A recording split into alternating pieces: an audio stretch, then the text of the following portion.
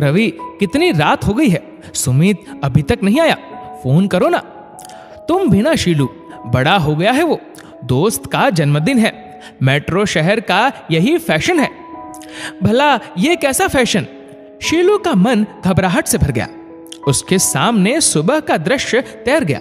सुमित ने कहा, मम्मी मैं कॉलेज जा रहा हूं, आज नीरव का जन्मदिन है, मुझे आने में देर हो जाएगी। बेटा, सुबह के गए हुए रात तक आओगे, बीच में एक बार घर पर चक्कर लगा जाना। और जन्मदिन में कौन कौन जा रहा है? मम्मी, मैं बड़ा हो गया हूं, गलत सही सब समझता हूं, बच्चा थोड़ी ना हूं कि बीच में घर का चक्कर लगाने आ जाऊं। आप कैसी बातें करती हो मम्मी? और मुझे क्या मतलब है नीरव किस किस को बुला रहा है? उसने मुझे तो बुलाया है, इसलिए मैं तो जा रहा हूं। सुमित ने दो टुक बात कहते हुए शीलू को दकियानूसी मां साबित कर दिया। शीलू सुमित की कैंची सी जुबान चलती देख अंदर तक हिल गई। पहले तो ऐसा ना था सुमित।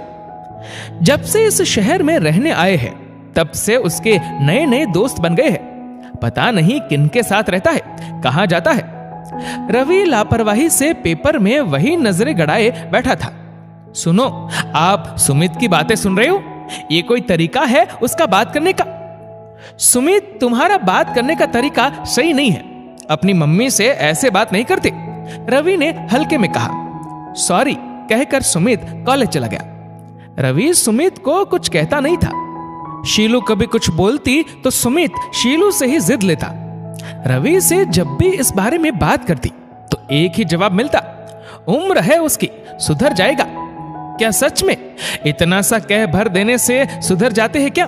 फिर आज तो सुमित कुछ ज्यादा ही बोल गया था। सुबह से शाम हो चली थी, सुमित घर पर नहीं आया।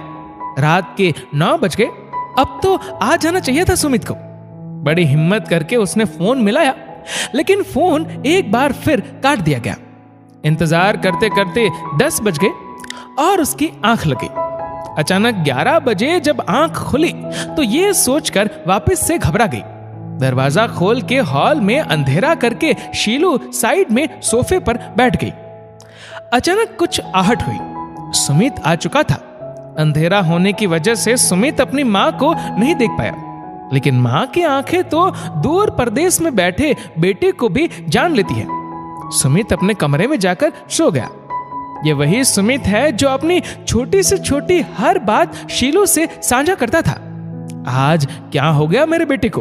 अपनी मां से इतना कितना रूखा हो गया है।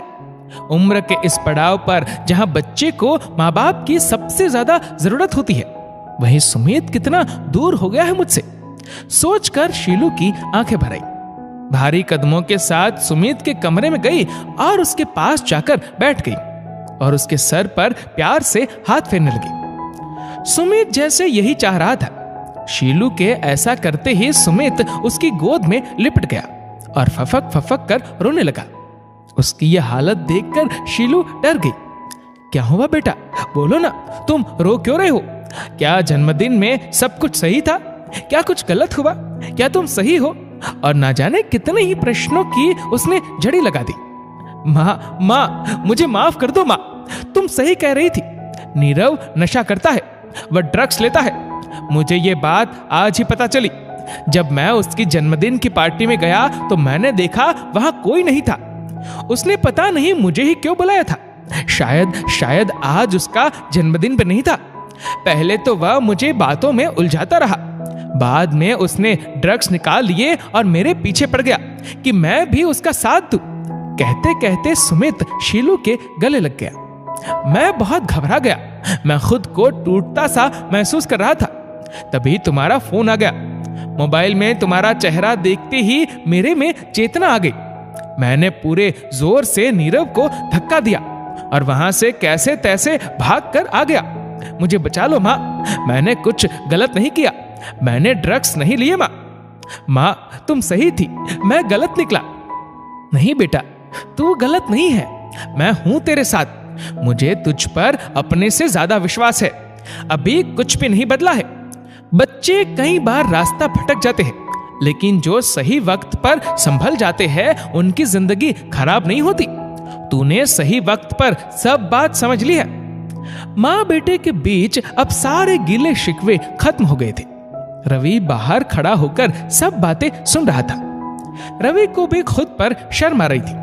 आज उसकी गैर जिम्मेदारी से शीलू और सुमित को कितनी परेशानी हुई। शीलू ने तो उसको बार बार चेताया था, लेकिन वही अनजान बन बैठा था। मुझे भी माफ कर दो शीलू। सुमित के साथ जो भी हुआ उसमें कहीं ना कहीं मेरा हाथ भी है।